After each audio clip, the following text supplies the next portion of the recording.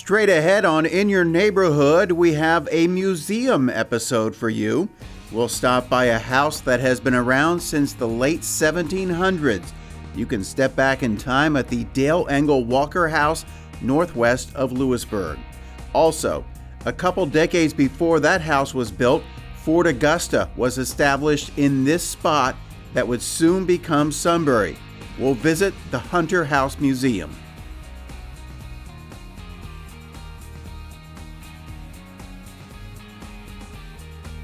This episode of In Your Neighborhood is brought to you by Glick's, celebrating 50 years of service to northeastern and central Pennsylvania, and Carpet Man, offering more than 30,000 square feet of flooring for all of your needs. Representing our nation as an Olympian in Paris this summer is something I've dreamt about since I was a little kid. Raising pumpkins at our family farm in central PA, I've learned a lot about hard work, determination, and that the rewards of success are never given, they're always earned. Those are the same virtues that Carpet Man in Milton believes in. They stand behind their work and they're driven to succeed. I'm Zane Rutherford, proud to represent the United States in the 2024 Paris Olympics. I'm proud to represent Carpet Man in Milton. I'm Benjamin Reeder, and welcome to Willowstone Farm. Willowstone is a wedding venue. We have thousands of people come here on the property every year. We only use top-notch products. We want the best for our customers and guests. And with Glick's, it wasn't a question. Working with Glick's, I have no complaints. They're personable. When you need something, they answer the phone. They're ready to help you with whatever you need. I'm Benjamin Reeder, owner at Willowstone Farm, and I'm pleased to recommend Glick's for all your fireplace needs.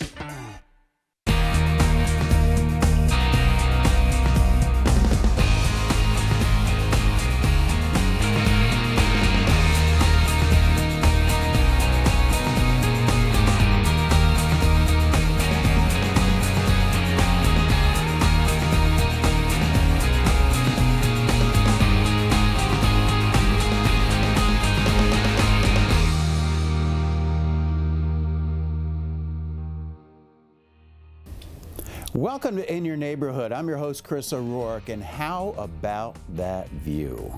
You can absolutely understand why they added the porch to the Dale-Engle-Walker House back in the late 1800s to take advantage of this view. Well, in this episode, we're going to be touching on two museums in our area that paint a picture of the valley's past. And we're going to start first here at the Dale-Engle-Walker House, northwest of Lewisburg.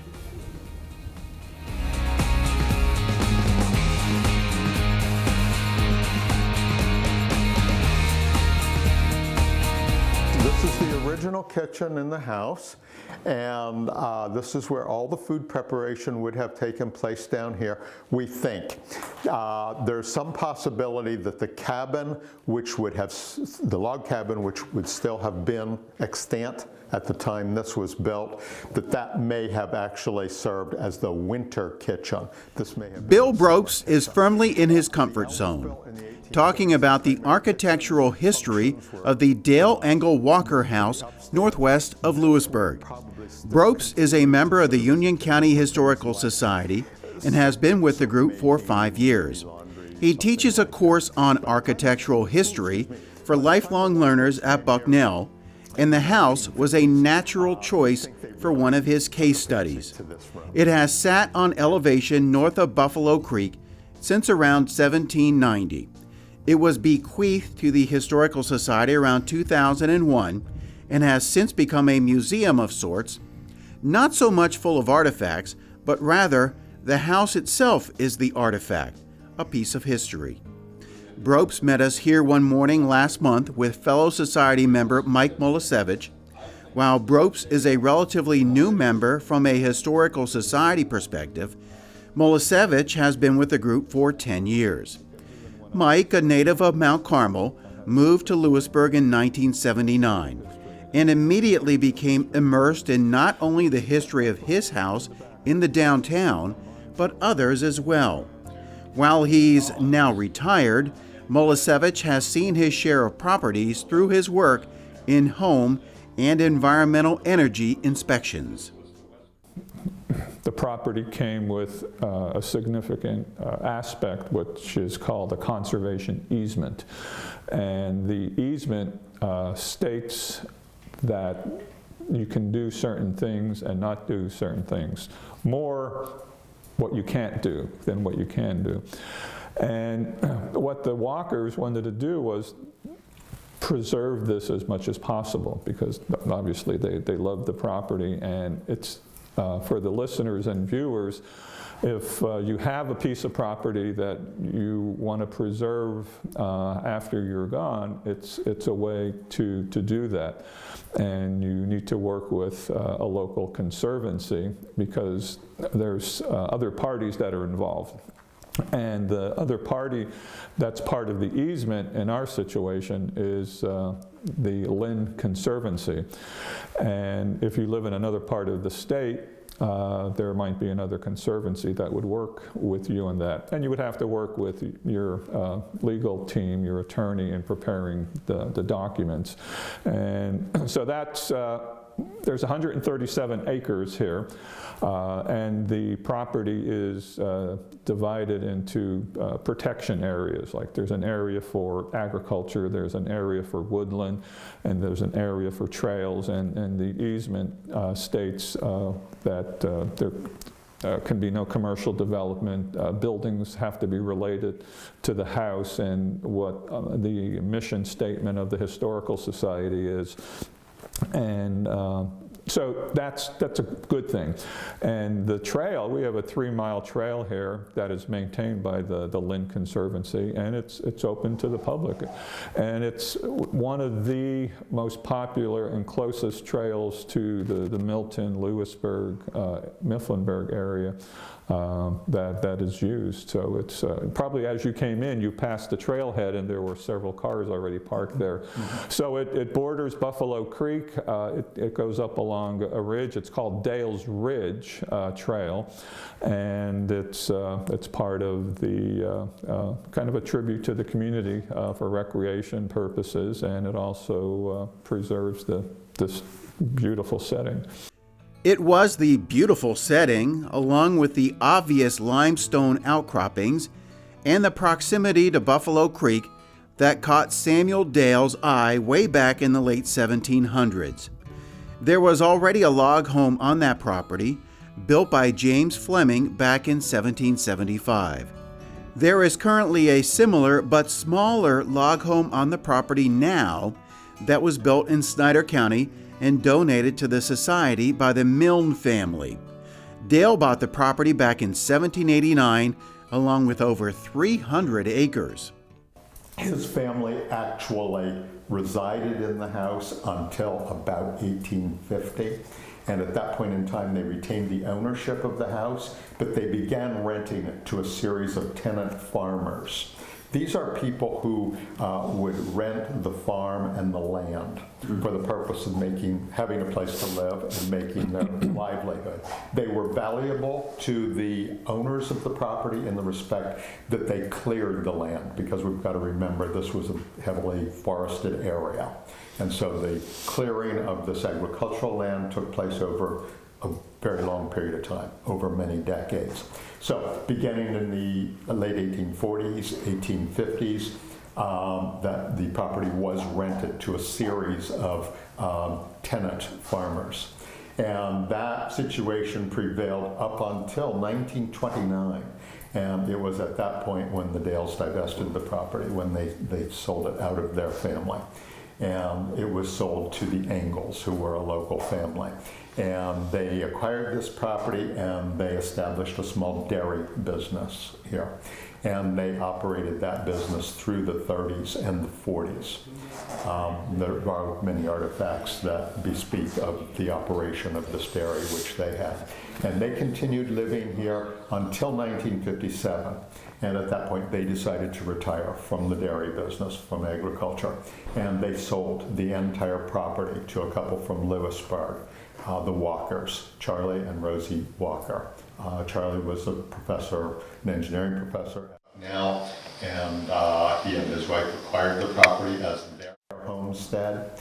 And they were retired, so they were what should I say, casual in their own personal farming endeavors, but they did rent the land to a farm, what should I say, to a local farmer who is actually still the lessee of the agricultural lands, and still farms our land for us. And the Walkers lived here beginning in 1957, and they lived here until after Charlie's death, 2001. Rosie bequeathed the property to the Union County Historic Society at that point in time. Initially, it was just the main house, with the log cabin connected to the back. But then the cabin was taken down, and the section they refer to as the L was added around 1830. And that's where the main kitchen was situated, with additional space on the second floor. Brope says the lane that runs from Strawbridge Road to the house today probably didn't exist back then, and the driveway to the house likely followed the creek before turning toward the front of the house.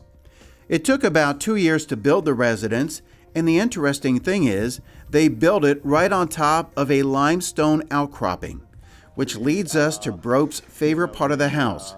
He calls it their special quarry in the basement. This is the outcropping of limestone from which this house is built. So once again, when Mr. Dale was surveying this land, this was a very prominent feature in the landscape. It was sticking out, and as he was crossing the creek and he looked up and he saw that and he said, that's a nice place for a house. And he saw this material, and he knew that it was really good stuff. And so he said, why don't we just start to, I'm playing the third party here, but he observed this material and he said, we can start to chip this away. Typically in in New England, this is what's called ledge. This is the base rock here, the bedrock, and there's nothing below this, or and at least not for. literally built right on top of it. Built on top of it. And he chipped the stones away from here, and some of which were used in the construction of this house, okay? And then as you walk out across the ridge, you'll see numerous of these formations, okay? These ledges or outcroppings, hillocks, depending on what geological term you prefer to put to them.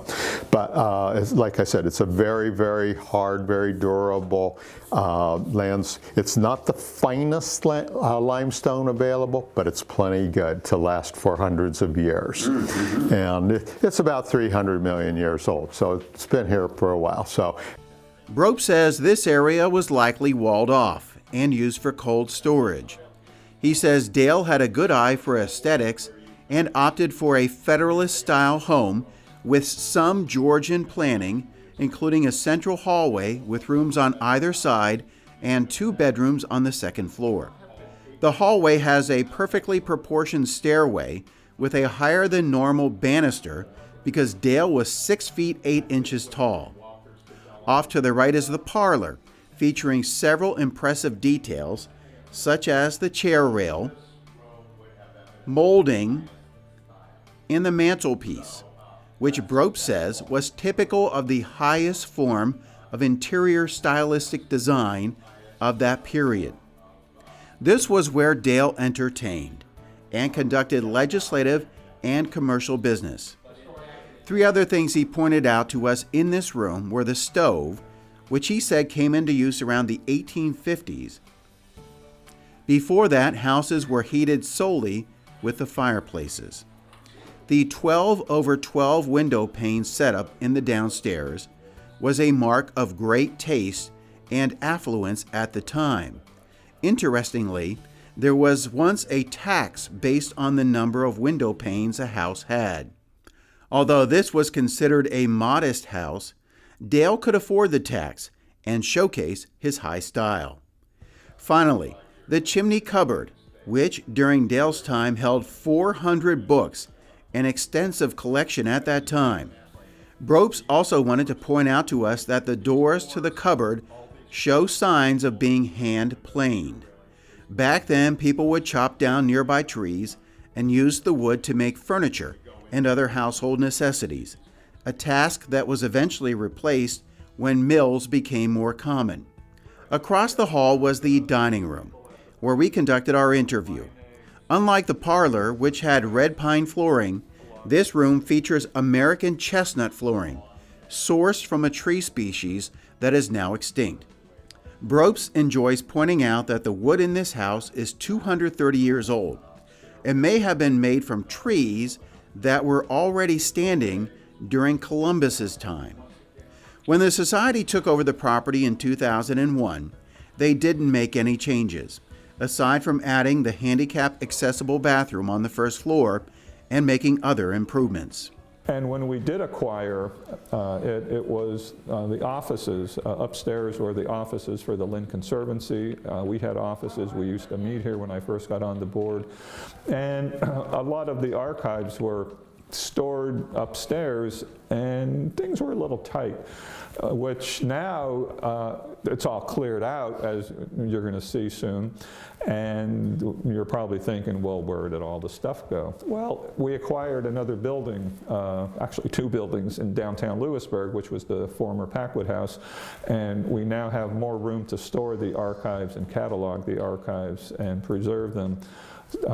And we can now show this house more as it was, since it's now more open and accessible. One of the more remarkable things about this house is that from the time it was built until the Walkers bought it, it was completely without modern conveniences. No central heat, no running water, and no electricity.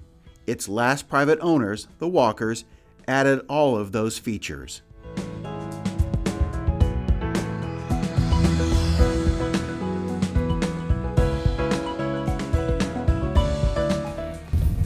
You can take a tour of the Dale-Engle-Walker House, and if you get Bill and he takes you around and shows you all the stuff he showed us, you can pretty much count on it taking anywhere between 2 to 2.5 hours.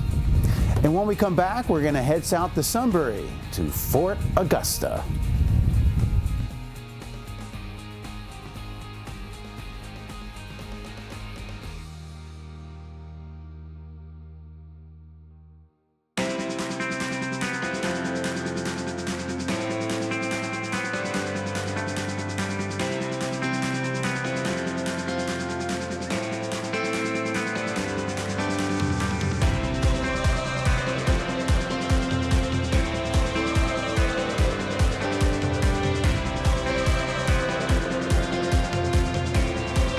Neighbors serving neighbors since 1948. Welcome to SCCV8 with great shows right in your backyard, like The Sports Beat, In Your Neighborhood, Catching Up with Carl, and of course live high school sports covering 14 school districts, all on SCCV8. Channel 508. Is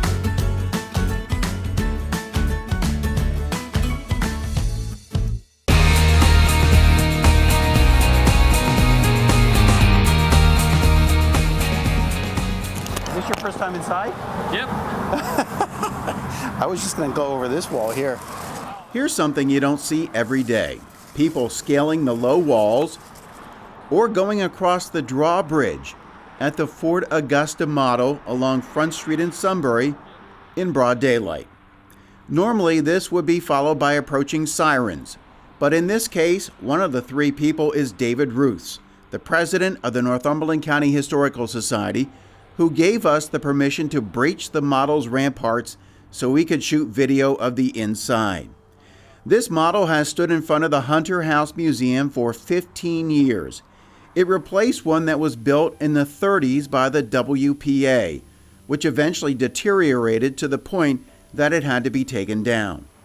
Some of the key features include the Commandant's house, officers' quarters, and then the housing for the 300 troops.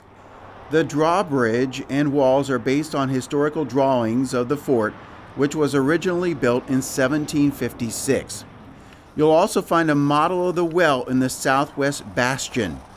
If you were to scale it to its true size, about 204 feet across, the well that remains would fit neatly inside. The fort at full size would stretch to the river side of Front Street and extend outward in every direction. Colonel William Clapham, and his 300 men arrived in this area, ironically known as Shamokin, and chose this location because it provided visibility up and down the river in 3 directions. And as far as the location, it was his orders were figure out the best place for it, because they didn't really know. I mean, nobody had reconnoitered the area to say this is exactly where you want to put the fort. They came up here and looked around and said it's all flat. I mean, Sunbury's very flat. Yeah. And they said because of the location of looking up and down the river, right here, build the fort here. Start cutting the trees down, guys. Man. The men also cleared the forest for 300 yards in every direction so they could see anyone approaching. At the time, this was the largest and westernmost fort in Pennsylvania. When British troops began constructing it, the French were on their way to build a fort in the same area, but the British beat them to it. There's a story of the French actually came down across the river up on the heights, and they were looking down as the fort was being built. It was mostly built at that point, but when they realized how far the fort was and how far up they were, their engineers did some calculations and figured out even if they put a cannon up there, they wouldn't be able to hit the fort. So they basically gave up. That was it. Ironically, the British stole the design for this fort from the French. Northumberland County was formed in 1772, with Sunbury laid out near the fort as the county seat. By the late 1700s, the fort had deteriorated and was dismantled, except for the commandant's house, where he and his family continued to live until it burned down in 1848. His descendants then built the Hunter House on the site. At some point, the state took possession of the land. Okay, so David, we're on kind of a unique piece of property here, aren't we? Yeah. Yep. We have the house here that's privately owned, and then this is the historical society. Yes, this historical society owns the property that the well and the powder magazine reside on. The reason it's like that, this at one time was one big parcel, the Hunter House all the way over to here. Back in the 30s, the state split off this one strip to make it residential, and then a gentleman built the house in just sometime after 1936. So, yeah, this is just a strip of land down through here that the Historical Society does own. So this well, this has been here since the fort? This well has been here since the fort. Hand dug around 1756, 57, somewhere in there. Goes down roughly 35 feet. Not me. I mean, that thing's only about 3 feet in diameter. I don't know how that far down, how you would even dig in that small of a space. And there's still water in it. I was going to say, is there still water? There's water in it, yep. There's a metal grating to keep people from falling in. But yeah, there's water in it. It's been there ever since, you know, it just flows in. And that's the main source, that was the main source of water for the fort? Absolutely, yeah, that was the main source. I mean, you have the river, but, you know, a fort would always need its own water supply in case it's attacked. The powder magazine sits just to the south of the house. Imagine being the owner of this private residence with the well in front of your home and the powder magazine just outside, knowing that this underground structure, which once housed ammunition, is the oldest permanent structure in Northumberland County. Normally, you can't go down into the magazine because the original steps are tricky, narrow, and sometimes slippery. The entrance also requires someone of my height to be extra careful.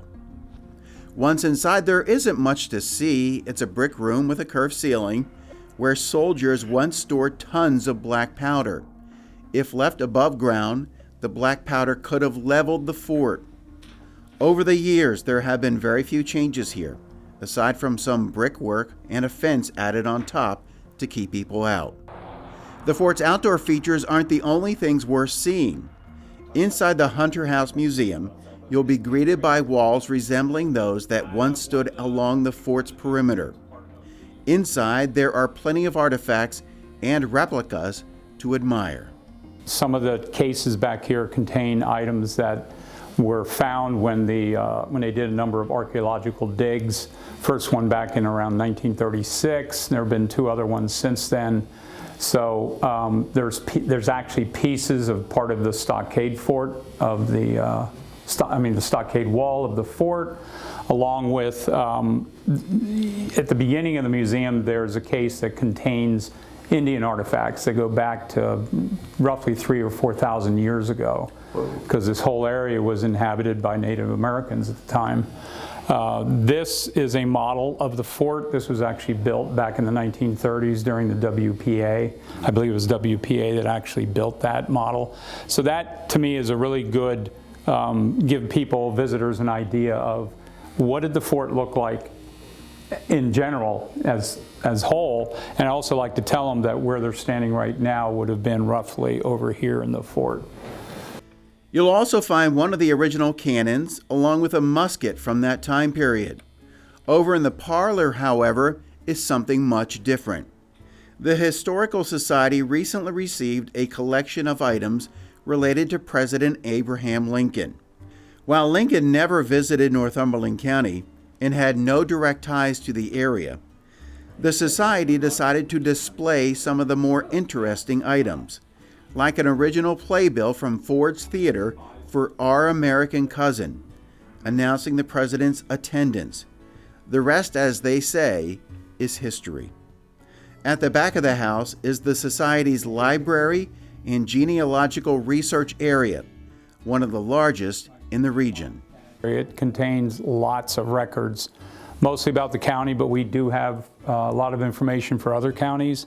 A lot of it is, there's tax records, there are a lot of cemetery records, and that's used for people that want to research their family, and they come in here and start researching through the volumes that are back there. The other thing is a lot of people will write in and have somebody here, they'll pay the fee, it's $40 right now, to have a name researched to see what do we have on that name in the records. And then you kind of just go from there. But it's a very, I mean, I've been in other Historical Society libraries, and this one, most of the ones I've seen, this one's huge. This is very large. I mean, some of them will have a room that's, about this big right here, and they'll have a bunch of stuff on shelves. The Northumberland County Historical Society hosts a variety of events throughout the year at the Hunter House, including an upcoming event this month featuring an Abraham Lincoln impersonator.